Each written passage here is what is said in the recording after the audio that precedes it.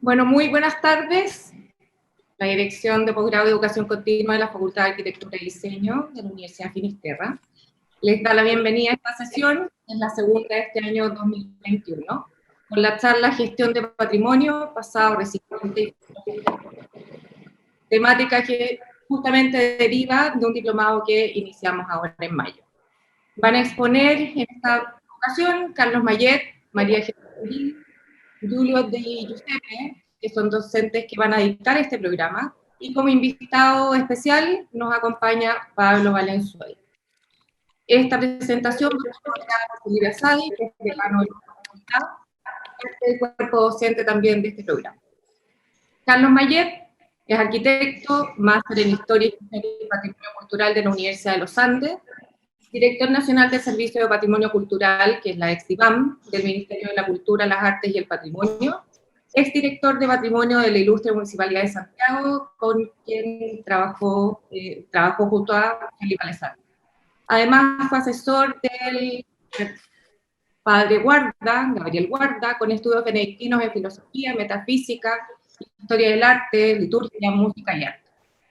Es ex asesor experto en patrimonio en el Ministerio de Obras Públicas de Chile y miembro de ICOMOS Chile, International Council of Monuments and Cities, secretario del Comité de Arquitectura Deportiva y Recreativa, miembro del Comité Institucional del Colegio de Arquitectos y asesor del presidente en la Comisión de Bienes Culturales de la Iglesia de Chile.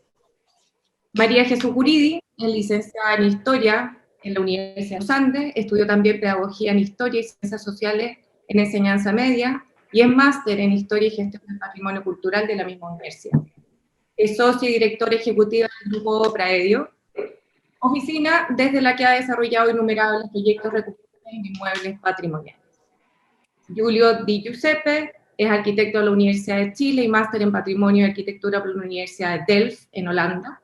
Es arquitecto asociado de Para Arquitectos y socio cofundador de Forma Colectiva, equipo que justamente desarrolló el proyecto ganador del concurso organizado por el MOB para la habilitación y construcción de la Biblioteca y Archivo Regional de Mallorca. Ha formado parte de equipos docentes en diversas universidades, como la Universidad de Chile y la Finisterra, taller que comparte justamente conmigo. Y Pablo Valenzuela, nuestro invitado, es el creador del concepto de la geometría del instante, que define una estética y una particular mirada sobre el paisaje chileno. Es ingeniero civil en la Universidad Católica de Chile, pero se ha dedicado durante casi 30 años y en forma exclusiva a su gran pasión, que es descubrir, conocer y fotografiar el patrimonio natural y cultural de Chile. Su registro ha tenido como resultado un relato profundo de la identidad chilena, el cual ha sido ampliamente difundido en libros y exposiciones. Sus fotografías muestran una particular visión del paisaje y la naturaleza de Chile, mirada que sin efectismos ni intervenciones escapa a la obviedad y se acerca a lo abstracto, una mirada minimalista que busca en el paisaje la geometría definida por el espacio y el instante. Muy bienvenidos, equipo, y gracias por aceptar esta invitación a realizar esta actividad. Antes de dejarlos con ellos, quisiera darles algunas indicaciones.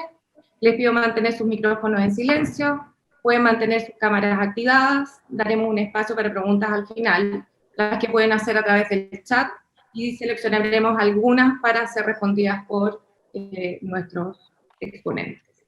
Los dejo con Felipe, y les informo que esta actividad va a ser grabada. Los dejo con Felipe, quien va a moderar esta presentación y conversación. Muchas gracias. Gracias, Fran. Bueno, como moderador de este panel, les reitero los agradecimientos a los participantes, a los panelistas y a ustedes como asistentes. Y les reitero también la necesidad, por favor, de que sus preguntas las vayan haciendo por el chat, para así ir yo anotando y eligiendo los temas para ver quién de cada uno de los panelistas las va a poder contestar. Así que, sin más, le dejo la palabra a Carlos para que partamos con esta presentación. Gracias. Gracias, Felipe, Francisca, y me suscribo a todos los saludos que han hecho ustedes, las presentaciones. Hoy en día el desafío de gestionar un diplomado en estas condiciones tan adversas para el mundo, de verdad es muy loable. Yo creo que precisamente que suceda en estas condiciones nos provoca varias circunstancias que tienen que ver con la coyuntura. Y bueno, yendo al punto del patrimonio, quería hacer una introducción primero. Aquí estamos viendo varias fotos de Virginio Arias, de la Rebeca Mate, de el general Baqueano, ahí vemos una foto también que sacó Pablo Valenzuela en la Plaza Baqueano, que hoy día tiene el nombre tiene como 6 nombres, y también la fábrica de Virginio Arias fabricando el caballo de Baqueano. Yo creo que esto que ha sucedido en torno al patrimonio cultural en Chile es de tremenda importancia y coyuntura no solo en Chile, sino que en todo el mundo. Hoy en día nosotros estamos enfrentados a una sociedad que necesita nuevas identidades, que necesita nuevos discursos, nuevos recursos en torno a lo que significa su alma, a lo que significa también su ciudad, o donde ellos se sienten partícipes. La gente ya no quiere esa ciudad moderna que tal vez aprendimos a vivirla, a conocerla. Hoy día quieren una sociedad participativa. Entonces, estas imágenes que estamos viendo como referentes hablan de las necesidades de poder innovar en la gestión del patrimonio, de poder generar proyectos de arquitectura que estén a la altura de esas circunstancias, pero también que estén dentro de un marco teórico sólido, profundo y riguroso. Hoy en día está actualmente en camino una modificación sustitutiva a la Ley de Patrimonio Cultural. La Ley de Patrimonio Cultural incluso, me parece que es antes que esa fotografía de la rotonda de la Plaza Baqueano. Hoy en día, si queremos ver en colores esa foto, tenemos que hacer modificaciones, como toda legislación, como todo patrimonio. Yo creo que hoy en día, los que estamos aquí presentes, tenemos diferentes miradas de nuestras experiencias, pero también queremos hacer partícipe a la ciudadanía. Hay algo que está hablándonos en el caminar en la calle, en la ciudad, en los centros neurálgicos, fuera de incluso nuestras salas de clase, nuestros trabajos, a veces formales, sino que en lo que la persona común y corriente también quiere decir y participar. ¿Qué más elocuente que esta imagen que sostiene un gran monumento tan histórico de nuestra república, hecho por Virginio Arias, y además de un gran general de nuestra historia de independencia y republicana, sostenido como en un vacío, en una pausa, tal vez solitario, tal vez esperando que no nosotros los panelistas, sino que ustedes, los que están mirando, puedan entregarnos algunos recursos, algunas respuestas frente a eso. Yo creo que hoy en día Chile necesita debate de ideas, necesita propuestas, necesita ver qué pasa con estos vacíos. Aquí estamos viendo una foto en Julio, a ver si podemos detenernos en esta foto, que esta foto la sacó Pablo Valenzuela, a una persona que admiramos muchísimo por la calidad de sus fotografías, que son notables. Pablo, yo no sé si hay una persona que ha podido registrar el día a día de la Plaza Baqueano, en que demuestra, por ejemplo, un edificio clásico del posmodernismo en Chile, muestra un monumento neoclásico de nuestra república que está vacío, una fachada hecha en acero Corten, que por más que parezca como un muro divisorio, me parece que es como una visión bien abstracta de nuestra historia reciente. No sé qué les parece a ustedes. Quiero abrir ahora, y cerrando esta introducción, a que nosotros queremos abrir hoy en día no respuestas, sino que muchísimas más preguntas. Nos gustaría que después de esta conversación todos los oyentes se vayan a la casa pensando que al final todo es patrimonio. Y si el patrimonio resiste, como está en esta foto representado, es porque queremos que la ciudad, la arquitectura tenga un futuro sostenible. No sé si alguien ahí quiere comentar, por lo menos a mí esta fotografía que estamos viendo a continuación, refleja también esta ausencia de identidades. Les cedo la palabra, estimados. Yo creo que con esa introducción es bastante como elocuente de la importancia que tiene hoy en día debatir en torno a estos temas.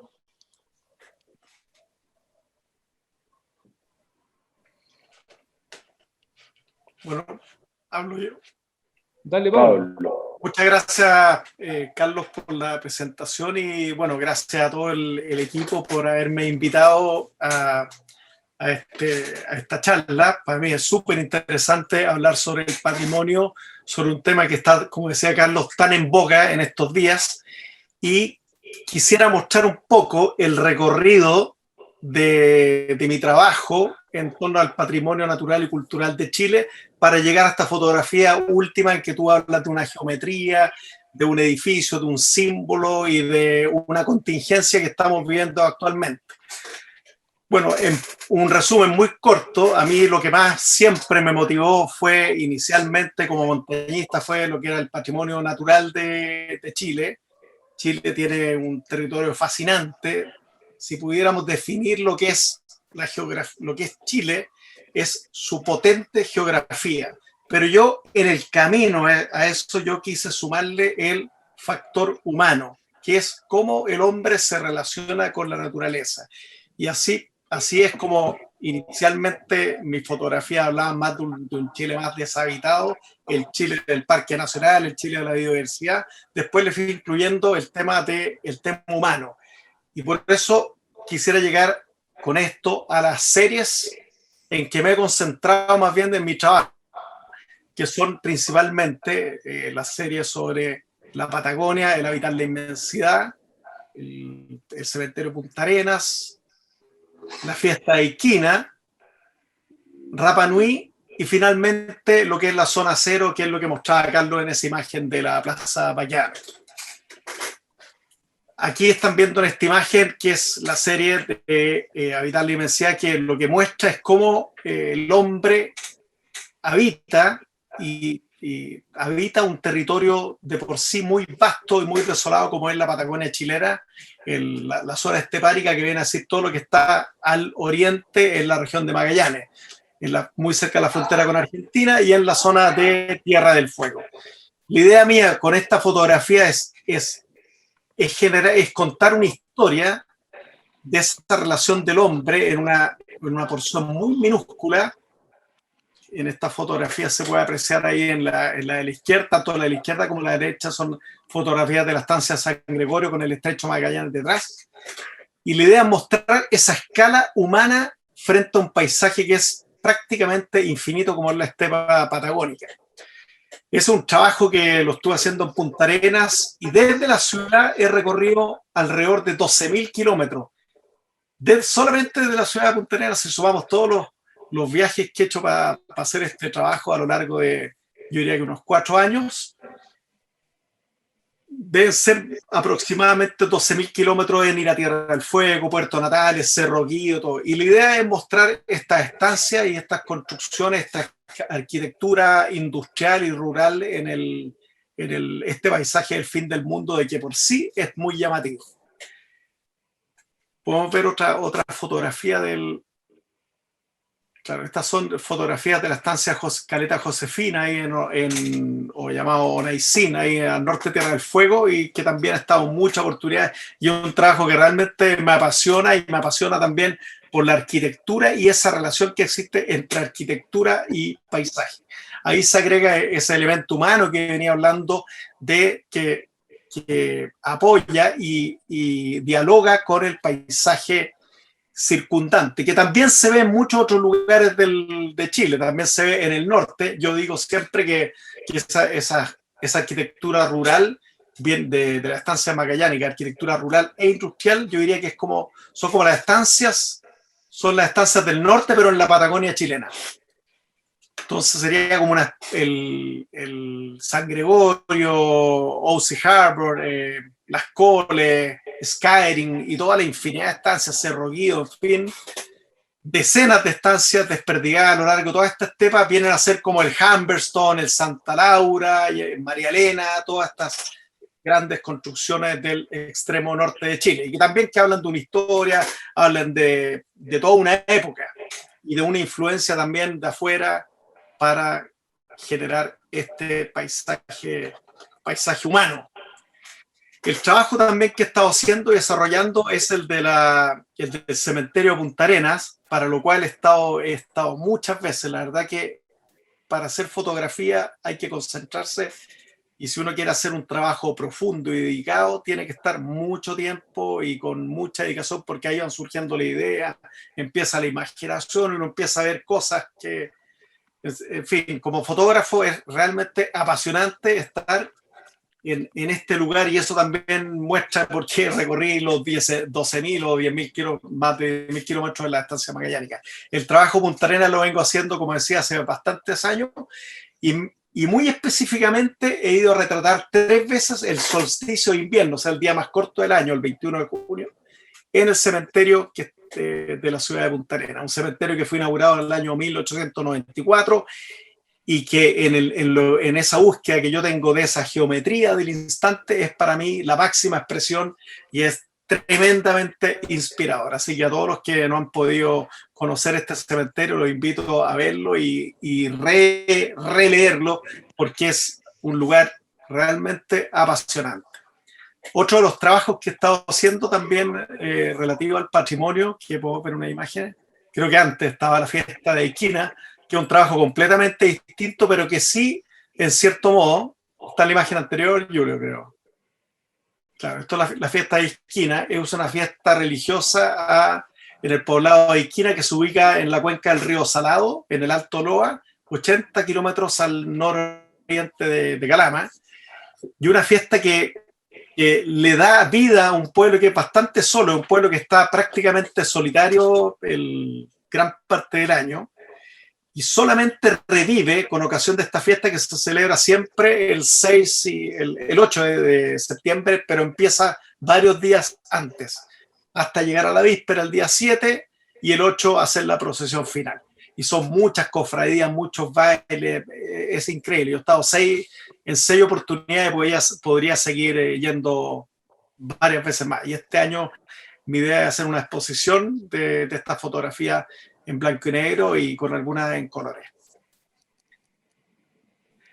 Esto vendría a ser como lo que es en patrimonio, si lo nombraste tú, que muchas veces los que no estamos en el lado de la academia, no estamos metidos en el tema del patrimonio en su definición más formal, la gente muchas veces piensa que el patrimonio patrimonio lo asocia mucho con la arquitectura, con este patrimonio construido, e incluso con cierto tipo de arquitectura. Muchas veces se asoció con esta arquitectura un poco más neoclásica o esta arquitectura rural chilena, pero nos limitamos mucho a eso. Pero como vamos a ver en estas presentaciones de todos los panelistas, el patrimonio es un concepto mucho más amplio que eso. Y en eso cae también la fiesta de Isquina, que es una manifestación de ese patrimonio intangible.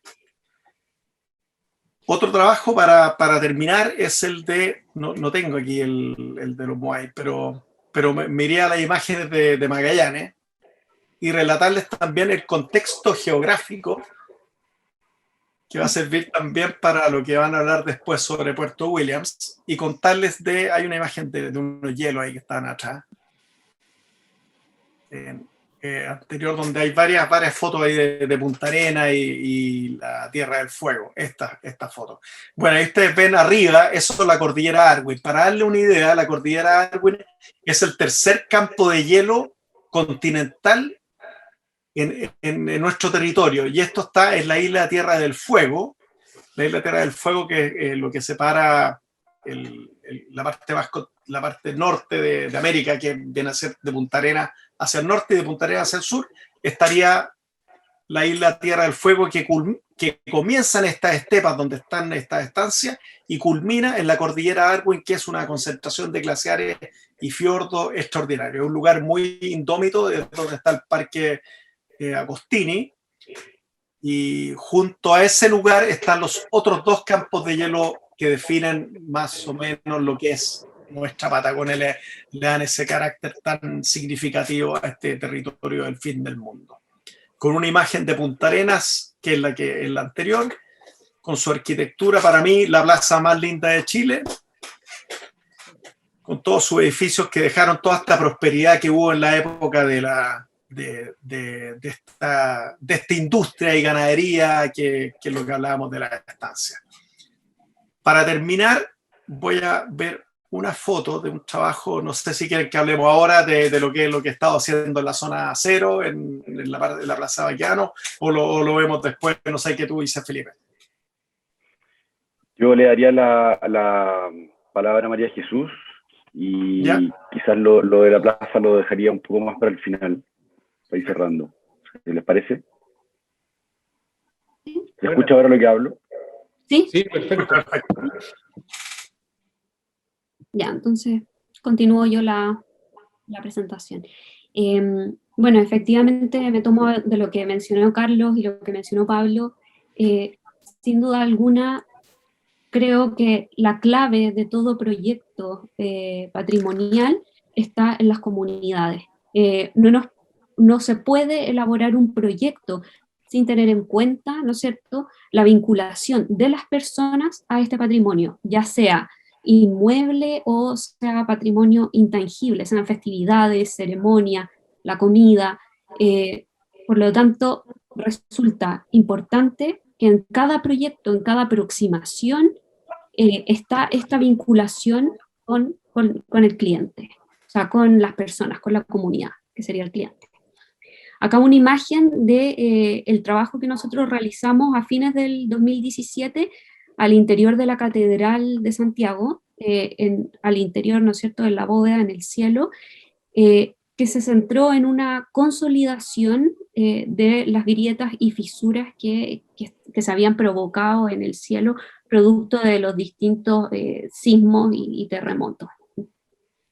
Básicamente acá el desafío, que es bien interesante, nosotros como oficina trabajamos el área de lo que es el diseño, pero lo que más nos gusta finalmente es estar en terreno, es la obra. Acá el desafío fue realizar el trabajo en un mes, a 20 metros de altura, y trabajar en silencio, porque trabajábamos cuando se hacían las misas. Por lo tanto, fue un trabajo súper interesante, ya que nunca nadie había subido, ¿no es cierto?, al cielo de la catedral. Este fue pintado por Ignacio Cremonesi y nosotros nos tocó realizar ese trabajo que realmente fue un privilegio. Ahí hay algunas fotos. Algo que nos parecía súper interesante de vincular esta experiencia de Grupo Praedio junto con la experiencia que hoy en día se vive en la Plaza Baquedano, es un poco hacer este paralelo en términos como temporales, pero también de escala, de lo que significa enfrentarse a estructuras monumentales. El monumento baquedano, hoy en día no solo podemos ver que ha sido intervenido de una manera gatillada por lo social, ¿cierto? Actualmente podemos ver el plinto que está abandonado y de alguna manera la estatua que está guardada en este galpón, y de manera distinta el monumento de la catedral es intervenida en su magnitud, en su gigantesca escala, con bisturí. O sea, la manera de enfrentarse a los monumentos, ya sea arquitectura o un patrimonio cultural como la escultura del general, queríamos partir mostrando esta gran variedad de casos que pueden aparecer en la experiencia de la gestión del patrimonio. Claro, igual interesante lo que menciona Julio, y que independiente de si seamos creyentes o no, o seamos de otra religión, no podemos negar que dentro, ¿no es cierto?, de la catedral hay mucha historia, hay mucha identidad, ahí encontramos también parte de los cimientos, no todos obviamente, pero de lo que somos como sociedad. Por lo tanto es importante valorar el patrimonio que tenemos, cuidarlo, preservarlo. Oye, ahí Jesús, hay en la foto de la catedral, mira, ponla, Julio. Bueno, eso que tú dices, Jesús, María Jesús, está muy bueno porque Diego Portales está enterrado en la catedral. Y hace poco han descubierto, por ejemplo, cómo ocurrió su fallecimiento. Hay descubrimientos que se están haciendo constantemente como arqueológicos en torno a eso. O sea, yo creo que a veces como estas grandes envergaduras son como unos transatlánticos de la historia que uno tiene que saber cómo tocarlos para no cambiarles el devenir futuro que tienen. Por ejemplo, ese trabajo que hicieron aquí es muy interesante porque esas manchas blancas que se ven, después fueron pintadas, pero con un tono de color pigmentado parecido al que puso Cremonesi, y que está 2 centímetros más adentro que la herida misma, de la grieta. ¿Por qué? Porque algún día vendrá una restauración con una tecnología distinta y se va a poder pegar a esa grieta. Es decir, no se restauró, sino que se detuvo por anamnesis, o sea, un diagnóstico de este edificio. ¿Para qué? Para que venga alguien en 50 años más a tapar la grieta y dejarla tal cual estaba, si es que ese es el criterio en esa época.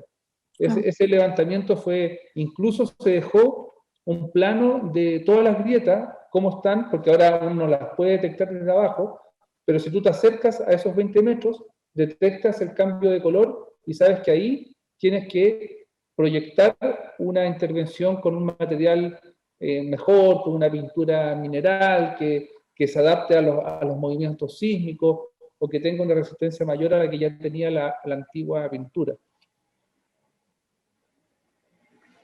Oye, una pequeña pregunta intermedia, porque estamos ya como en la mitad.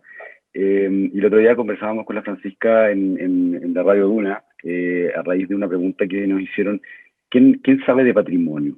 ¿Quién se encarga del patrimonio? Porque yo me atrevería a grandes rasgos a contestar que el patrimonio está un poco más ligado, está un poco más de la mano, o resorte de historiadores, artistas, arquitectos, urbanistas, quizás gente que entiende que la historia deja un cierto sesgo, ¿cierto? En ciertas cosas que tenemos que preservar, o tenemos que cuidar, o tenemos que restaurar, ¿no?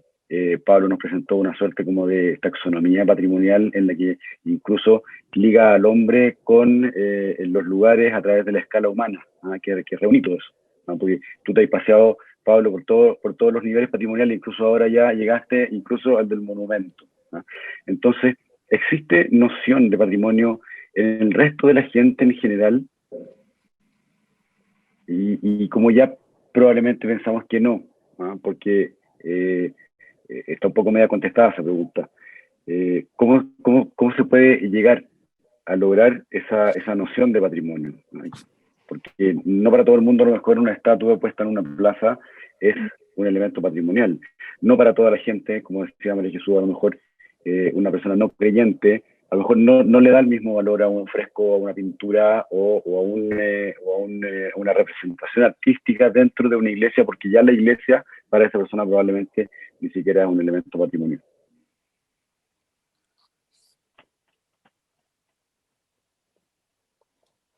Como quieran contestar la pregunta. No, yo puedo comentarla, es muy interesante, es muy profunda, porque hasta hace un tiempo relativamente cercano, la visión que había del patrimonio era muy academicista, o sea, estaba alojada solamente en las definiciones curriculares o lo que decíamos de la ley de patrimonio del año 25, en que era una visión monumental y en general todos teníamos como una visión decimonónica, o sea, como una visión neoclásica. Pero lo que aquí se ha conversado y que hemos planteado todos es que el patrimonio es más dinámico, tiene una visión que se sale a veces de la disciplina y hay una suerte también de algunas defensas como corporativas frente al concepto. Y lo que ha planteado María Jesús, Julio, Pablo también, es que el patrimonio atraviesa distintas como campos, o sea, el paisaje cultural, los monumentos o la monumentalidad, por así decirlo, pero también la técnica. Yo creo que hoy en día está en un periodo que se le dice resignificación, pero es una palabra que yo la encuentro un poco temerosa, porque resignificar algo que ya estuvo en el pasado es como mirarlo con los ojos de hoy en día, y es injusto con esa visión. O sea, si yo quiero, digamos, mirar de otra manera, por ejemplo, si el imperio inca era patriarcal o no, es sacarlo del contexto en que se formó también. Si yo quiero decir que Pedro Valdivia, no sé, no puedo yo sacar de su significación coyuntural algún elemento. Si hoy en día la iglesia me produce, por mis creencias, otro tipo de respuestas espirituales, no por eso yo le tengo que quitar ese valor. Yo creo que tiene que haber un consenso en la sociedad, una negociación, como se dice, de encontrar una visión más o menos transversal. Yo creo que eso parte de la base de que participe la mayor cantidad de gente posible en la elaboración de ese valor, que lo va a dar, por cierto, el tiempo. Esa es mi opinión frente a esta pregunta. Sí, yo creo que... No, dale. Pablo, no, que Dale, Jesús, dale. en relación como a las fotos que se están proyectando, ahí hay un ejemplo de patrimonio moderno, la iglesia de los benedictinos, que claro, que rompe un poco con esta visión neoclásica y vamos viendo que es un patrimonio vivo, que se usa, o sea, que está en uso, en constante uso, ¿no es cierto? Y bueno, un poco empieza como a ampliarse y con otros casos también a este concepto, a extenderse a este concepto de patrimonio, que no es reducido solamente a monumentos, a inmuebles, ¿no es cierto? Eso, Pablo. Yo quisiera poner un solo punto. Yo creo que es súper importante el tema del vínculo. El tema del vínculo que tiene la ciudadanía con su entorno, con su experiencia con la ciudad, con el campo, con las cosas que son simbólicas en su cotidianidad. Y yo creo que de eso, de alguna forma, es lo que construye el patrimonio. Entonces, claro, cuando uno dice esta iglesia probablemente no tiene ningún significado para él, pero sí para ciertas personas, pero sí lo tiene para una comunidad que está ahí. Y yo creo que si queremos relacionarnos tenemos que queremos relacionarnos de una manera civilizada y respetuosa, debemos otorgarle ese valor a esa historia y no juzgar esa historia con los ojos actuales. Entonces yo creo que es importante, como tomando un poco lo que decía Carlos, de eso y lo veo en el caso, por ejemplo, de lo que ha pasado con Baqueano o que ha pasado con toda la zona. No sé, me acuerdo, me tocó estar justo frente a la iglesia de la Asunción, ahí en Vicuña Maquena, cuando la quemaron. Y algunos decían que la quemaban porque quemaban la iglesia como significado.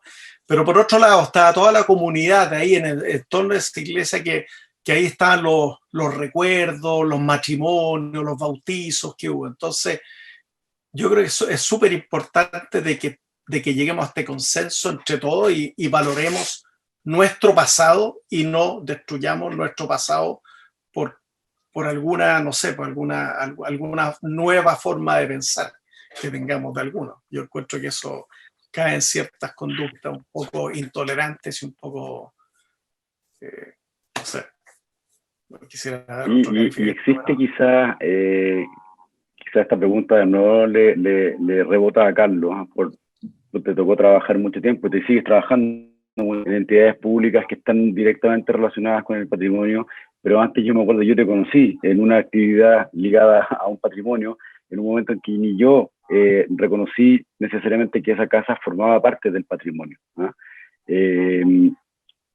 Quizás hay un problema de pertenencia, de la noción de pertenencia, de que las cosas que son patrimonio nos pertenecen a todos y no a algunos. Lo que decía Pablo recién, o sea, quemar una iglesia, aunque yo no esté ni ahí con la iglesia, significa que no estoy entendiendo que hay elementos que conforman nuestra historia y que no solamente le pertenecen a una comunidad específica, sino que le pertenecen al país, le pertenecen a la sociedad, le pertenecen a nuestra historia y por lo tanto le van a pertenecer a nuestros descendientes. Entonces, ¿cómo se crea esa conciencia?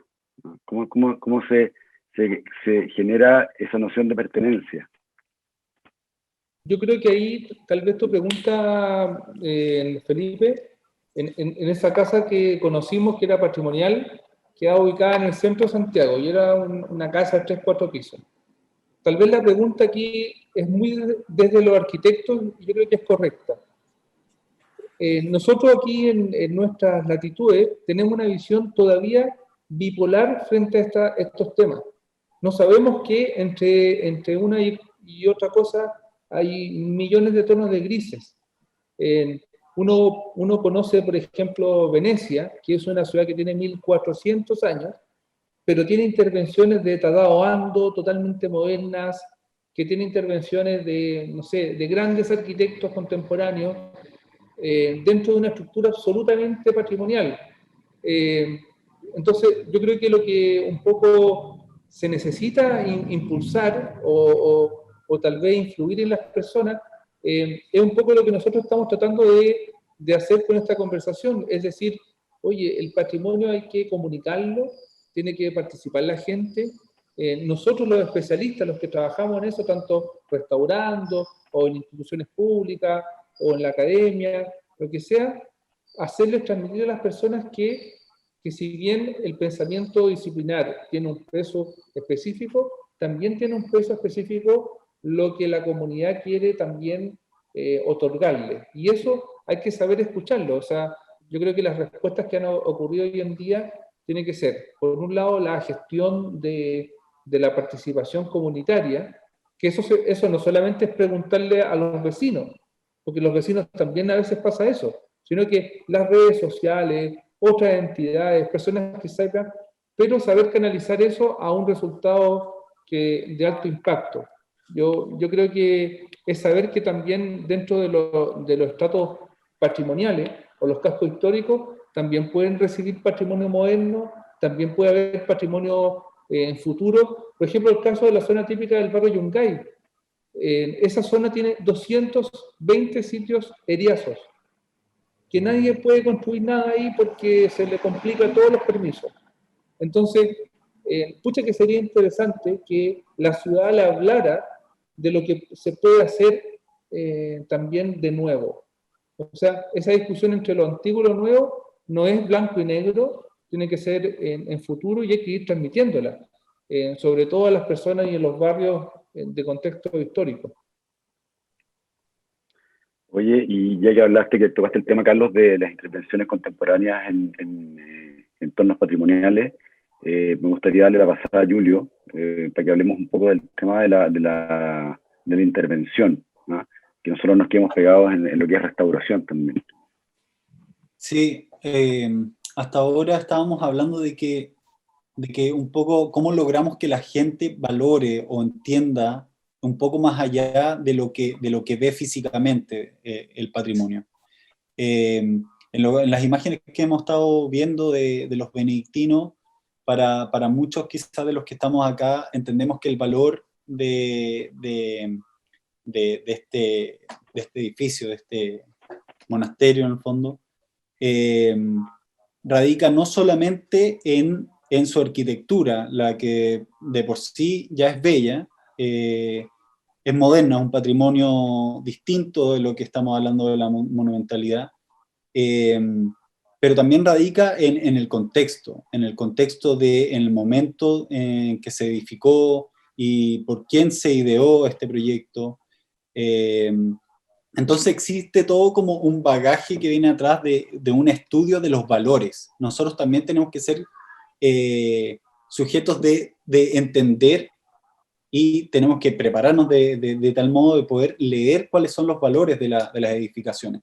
En este caso en particular, la restauración era el mejor camino a seguir, por ejemplo, porque no cabía quizás la inclusión de nuevas estructuras o nuevos idiomas para su intervención. Entonces existe como una serie de opciones, por así decirlo, que uno tiene que sopesar para tomar la correcta decisión de cómo intervenir. Ignacio Solá Morales dice que la intervención es un problema de interpretación. Por lo tanto, lo primero que uno tiene que hacer al enfrentarse a una obra existente, ya sea edificada o un monumento de parte del patrimonio cultural en el fondo, es entender su contexto. saber primero interpretarla y saber cómo ésta puede recibir los cambios. Un caso particular, por ejemplo, que yo puedo hablar un poco más de cerca, el nuevo proyecto para la Biblioteca y Archivo Regional de Magallanes, que en sí mismo es un proyecto que interviene en una cárcel,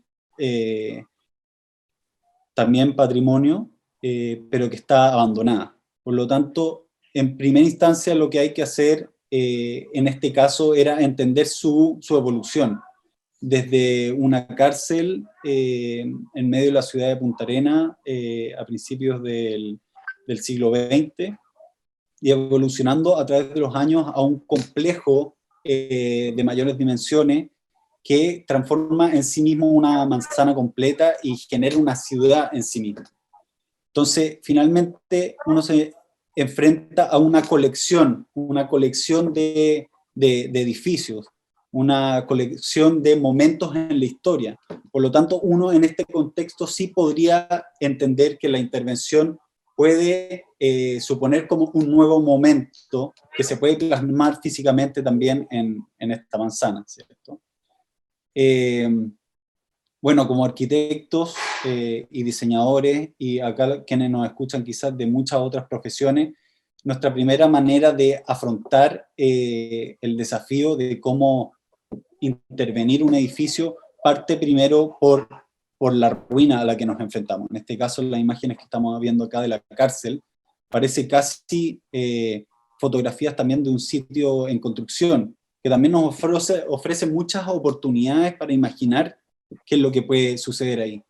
Lo que tenemos como, en primera instancia, como nuestro material, o como hablaba Pablo en un comienzo, nuestro territorio, en este caso, es la preexistencia, y son sus materiales, son sus texturas, es la luz. Entonces, hay pequeñas pistas en el reconocimiento y la interpretación de lo existente que nos puede dar luz en cómo intervenir, ya sea restaurando, modificando, interviniendo o diametralmente transformando el lugar, si es que el lugar así lo requiere. Por lo tanto, uno se enfrenta a la primera tarea de identificar los valores y después de poder venir con una estrategia de intervención, ya sea, por ejemplo, en un proyecto edificado, como en este caso, o en un proyecto más urbano, uno siempre necesita tener como una estrategia de cómo va a enfrentar no solamente los cambios físicos, sino que también los cambios sociales y culturales que conlleva todo este proyecto. ¿Okay?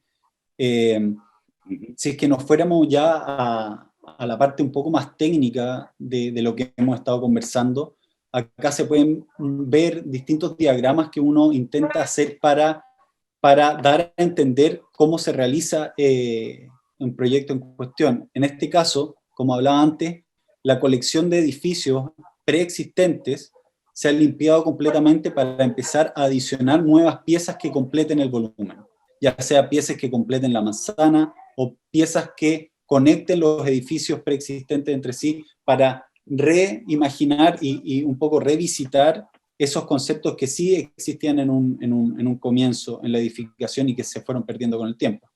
Las conexiones a través de pasillos, esa linealidad que existía, esa simetría, o en este caso particular, el patio de la cárcel, el patio de las celdas, que se pone en valor nuevamente con una gran intervención, en este caso un cubo de libros.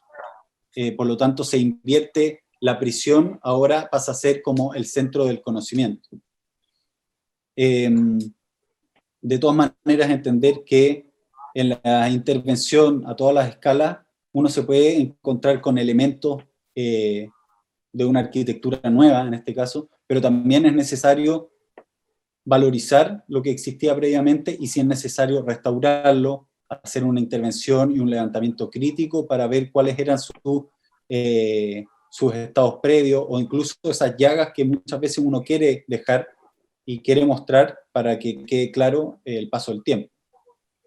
Tomar distancia y ver las estructuras preexistentes, como en este caso ver el volumen de la cárcel que había quedado completamente tapado dentro de la manzana, es una de las estrategias, como esta, que es albergar los libros dentro del patio de las celdas que alguna vez albergó a los reos.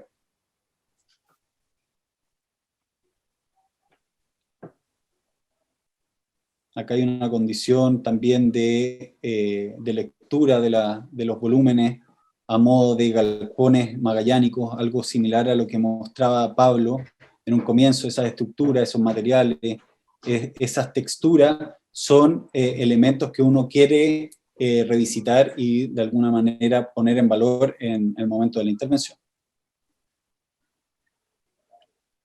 Como comentaba antes, todas las llagas, el paso del tiempo, son parte del proyecto. Como acá se puede ver también, las mismas fachadas pueden incorporar estos elementos en su definición de la arquitectura. No es necesario taparlo todo y recomenzar de nuevo. Creemos que somos parte de una seguidilla de eventos en el tiempo que hay que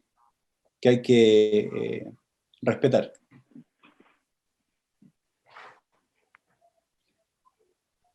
Oye, bueno, acá hay algo que pensamos... perdón. Sí, sí, no, pensé simplemente iba a decir que...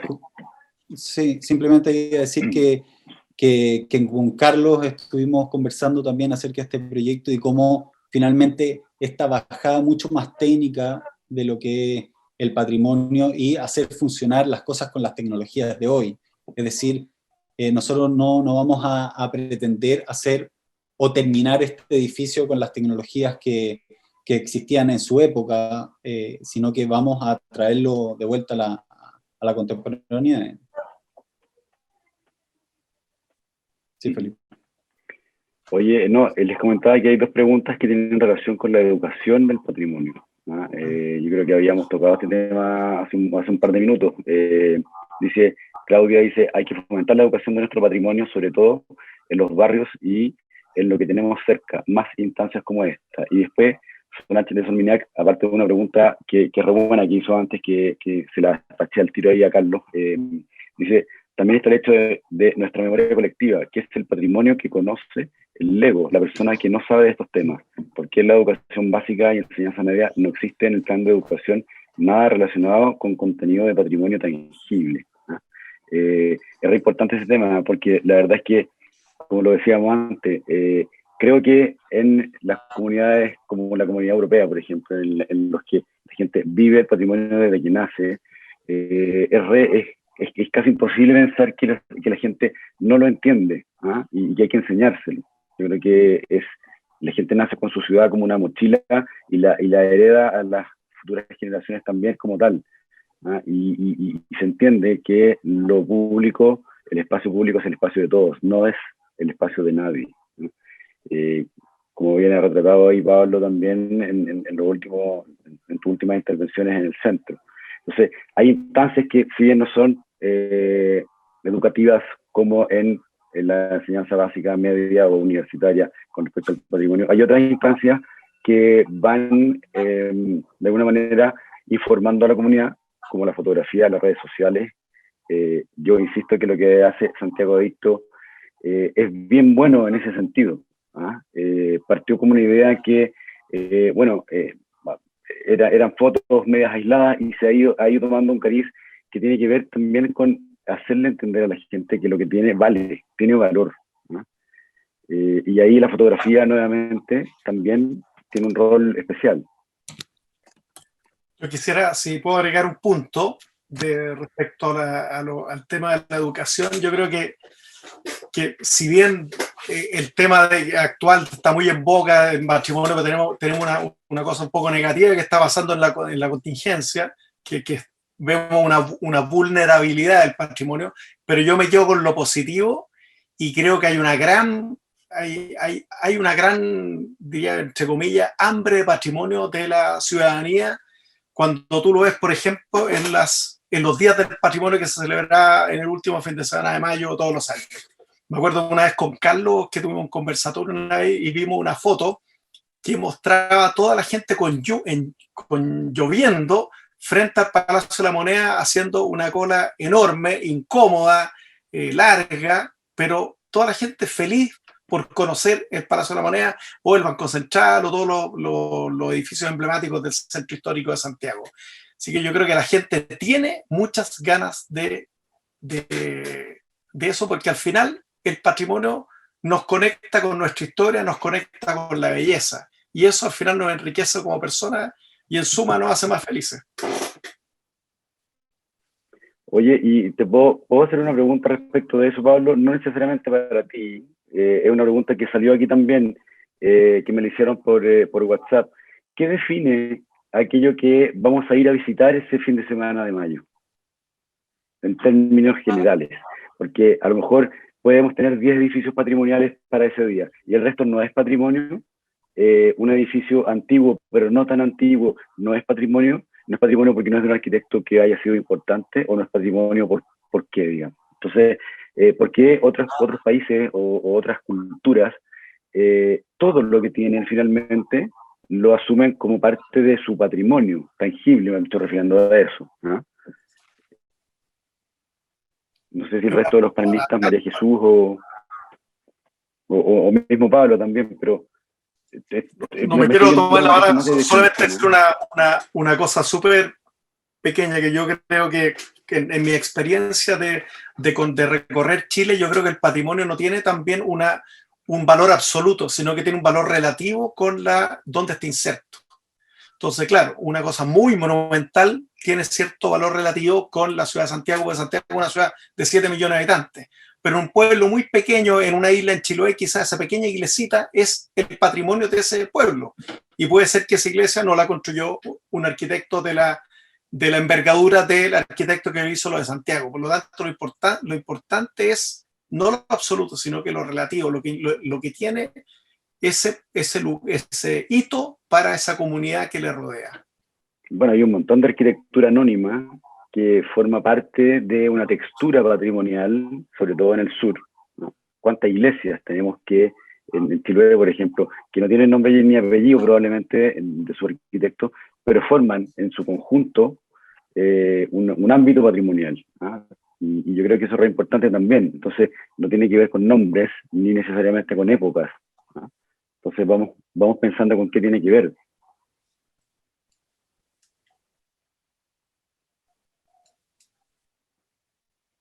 ¿Puedo aportar ahí, Felipe?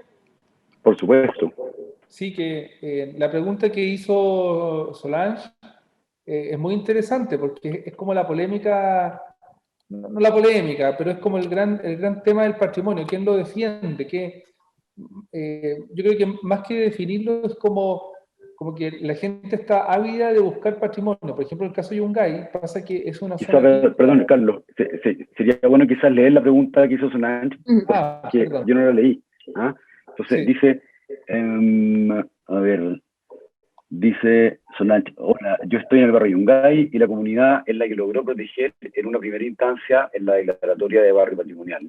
A pesar de lo anterior, producto del no registro de cada unidad de vivienda que promedia 1910 a 1940, la compra en inmobiliarias se deteriora y va quedando solo la fachada, que desaparece paulatinamente con la renovación de un nuevo proyecto. ¿Quién defiende este proceso? Claro, es muy interesante eso. ¿Por qué? El barrio Yungay es la zona típica más grande de Chile. No sé cuántas hectáreas que ocupa. Es súper importante. Pusimos una foto de Virginio Arias del Roto chileno, que está en el centro de Yungay, y hay un montón de patrimonio ahí. Pero, por ejemplo, todas las viviendas que están hacia la zona de la Alameda, hoy en día queda la fachada, la compran los comerciantes de Meix y adentro la ocupan de bodega.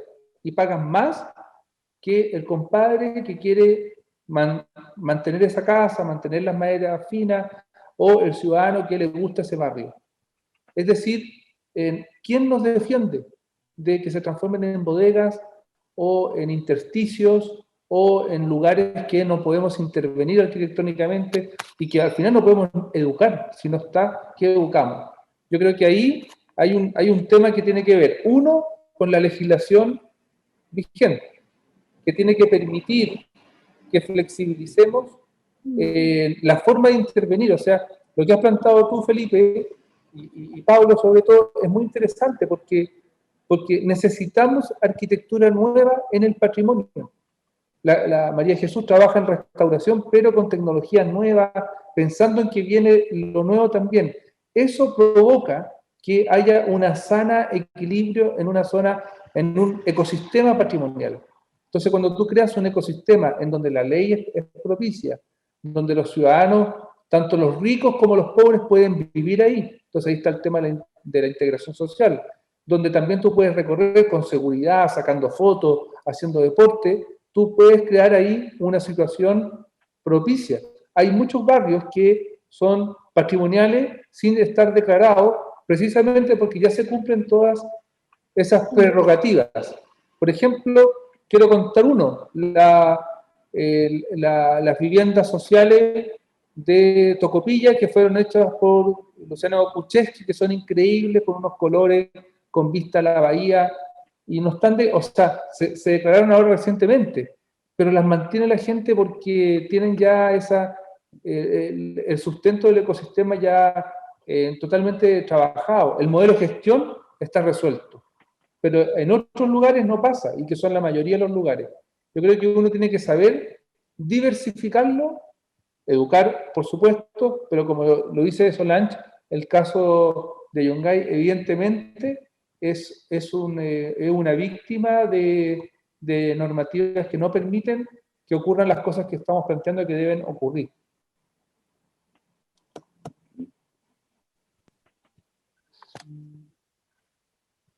María Jesús, ¿te gustaría cerrar con algo esta última parte?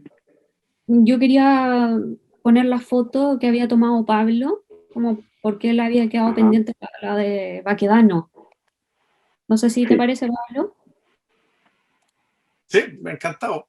Bueno, espérame un poco, que es un poco extensa la presentación. ¿Esta o era esa? Sí. Claro, esa es una vez, claro. Te fuiste a vivir ahí, Pablo, tú, ¿ah? Ah, un registro bien extenso y acucioso. Sí. Te pasaron ahí un alcohol gel, ¿no? Claro. No, bueno, que esa semana fue bastante, hubo cambios todos los días y me tocó que fui a hacer deporte el domingo y estaban poniendo los pilotes para este muro perimetral, que ha sido bastante, ha tenido muchas lecturas. Es un muro que, resulta intimidante para la mayoría de la población, pero tiene otra explicación, en fin, podemos hablar mucho rato aquí del muro, pero, y claro, de lunes a viernes se estuvo construyendo y yo hice un seguimiento de todo eso. Hasta el mismo viernes, que fue el primero viernes conflictivo con los manifestantes, con el nuevo muro. Y yo pensé que lo iban a rayar, pero el muro quedó intacto, curiosamente. Pero claro, he estado muchos días, ya van 500, el día 1 de marzo, hoy día estamos a 30, van 529 días del comienzo del estallido. Y he hecho un seguimiento todo lo que el barrio hasta la zona de Las Tarrias, por el poniente, un poco de Cuñamaquena hacia el sur y algo hasta Condel por el norte. Bien concentrado. Oye, Pablo, lo estás registrando desde el día 0, ¿no? Desde el día 2, yo empecé a ir el lunes 20, el estallido fue el viernes 18, yo fui el lunes 21, y de ahí fui todos, el lunes, martes, miércoles, jueves. Esas 2 primeras semanas estuve todos los días, pero más que nada mi idea era como retratar la manifestación desde un punto de vista artístico. Oye, ahora me imagino que esa idea ha ido mutando también, porque uno nunca se imagina cuál va a ser la envergadura de esta situación, ni social ni material, digamos. ¿Eh? Ahora que ya tenemos 500 y tantos días de registro, ¿estáis pensando hacer algo con esto? Aparte de, cuéntanos un poco, o no se puede contar. No, feliz contarlo. Tenemos un proyecto, iba a participar en una exposición colectiva que se iba a hacer está stand-by, hay una exposición que se iba a hacer en España, con otros fotógrafos en que me invitaron a participar, sobre el estallido, pero quedo ahora esperando por esta pandemia que se ha ido alargando. Y acá en Santiago yo voy a hacer un libro que lo estamos ya editando. pensando. Pero más que nada es como un saludo a la bandera de dejar un registro de esto histórico, ¿no? A mí la verdad que el primer día que fui no pensé qué es lo que iba a pasar. Claro, y todos los días te enfrentas a algo distinto. Me tocó, no sé, por ejemplo, no me acuerdo, fue el 30 de octubre, 31 de octubre, antes del 1 de noviembre, una marcha absolutamente en silencio, que hubo una manifestación en la mañana, por ejemplo, eran prácticamente puras mujeres con una flor en silencio. Que yo tomando fotos ahí me sentía que el clic ya y interrumpía esa solemnidad. Cosas casi que vi, otros días que fueron bastante con bastante más violencia, otros días con destrucción, me tocó ver la iglesia, entrar a la iglesia de los carabineros cuando la estaban incendiando, y también irme después a la iglesia de la Asunción en Vicuña Maquena, no sé, he visto de todo, del muro, lo único que no vi cuando sacaron ahí a Baquedano, no alcancé a verlo, pero le fui a tomar foto el día anterior, en la última noche. Estaban circulando unas fotos que son son bien sugerentes, con estas eslingas amarillas, con la estatua volando. Está casi así como diciendo como salvado de las aguas. Y después aparece este muro. Yo quisiera hacer, no sé, una invitación a todos que vayan a caminar un poco para que conozcan, porque creo que es bueno verlo, no quedarse con la imagen que la tomó otro, que la editó, porque obviamente siempre hay una edición, uno quiere mostrar una foto y no mostrar otra, o no mostrar el total, o mostrar un día y no mostrar otro, no sé, yo creo que es bueno que la gente vaya a caminar y que entendamos que es un fenómeno que está pasando ahí y que, bueno, cada uno tomará la posición que quiera, pero yo creo que en el tema del patrimonio sí ha habido un daño significativo en el área y que de alguna forma como sociedad tenemos que hacernos cargo de eso. Oye, les quiero pedir una frase a cada uno para ir cerrando el panel, ¿les parece, María Jesús? Bueno, agradecer la invitación, la instancia, y finalmente que esta conversación esperamos sea nutritiva y para que sigamos pensando en torno a nuestro patrimonio, que forma parte de nuestra identidad y nuestra cultura. Bueno, fueron varias frases, pero me quedaría con eso: patrimonio, identidad y cultura, esos conceptos. Carlos. No, yo creo que pensar en el futuro, en la sostenibilidad del patrimonio. Tal vez un poco también, Felipe, destacar en que la Universidad Finisterra ha sido bastante valiente en proponer este tipo de conversaciones, en juntar actores que participan de esto, porque hoy en día es una situación absolutamente que no está solo en boga, como la frase típica del estallido, como vino para quedarse. Sensible. Es sensible, entonces tiene futuro y eso es muy, muy destacado. Ahí Francisca puso un mensaje importante acerca del diplomado que se está preparando y creo que esto apunta a ver el patrimonio desde la gestión, desde la integración, desde la innovación y tener miradas distintas también de la disciplina. Yo me quedo con eso y eso es un poco lo que hemos tratado de compartir todo aquí a los oyentes. Pablo Valenzuela, su párrafo de despedida. Bueno, agradecer esta oportunidad de poder hablar con ustedes en este diplomado de patrimonio. Para mí es un honor y muchas gracias por que me hayan invitado. Y solamente rescatando las palabras de Carlos, de que hablaba de estas intervenciones en el patrimonio, yo creo que es importante que la ciudadanía entienda que el patrimonio está vivo y en ese orden hago una invitación a que la gente viva ese patrimonio y que se conecte. Yo personalmente esta semana he estado aprovechando este permiso de deporte en las mañanas yendo al centro en bicicleta, por ejemplo. Y recorrer esa ciudad semi vacía con estos edificios es una experiencia muy rica y lo he hecho con mi hija chica y yo estoy seguro que ella jamás se le va a olvidar y en ella se le va a crear ese vínculo que ojalá toda la ciudadanía lo tenga, porque quien conoce, ama y quien ama, cuida. Fran, te dejo a ti unas palabras de cierre para ir Sí. despidiendo el panel. Nada, agradecerles a nuestros panelistas, primero por sumarse a nuestro equipo docente, y luego generar y participar de este tipo de actividades, justamente para lograr educar y concientizar respecto de nuestro patrimonio, nuestra historia y nuestro desarrollo futuro respecto de él. Agradecerles a cada uno y a todos los participantes. Ahí les dejé un mensajito para todos los que hayan participado de esta actividad, que cuentan hasta mañana, lamentablemente, con un descuento sobre el arancel, y quienes estén interesados les voy a escribir acá. Me pueden contactar directamente en mi mail. Súper. Muchas Bueno, gracias. gracias a todos y los esperamos en el próximo.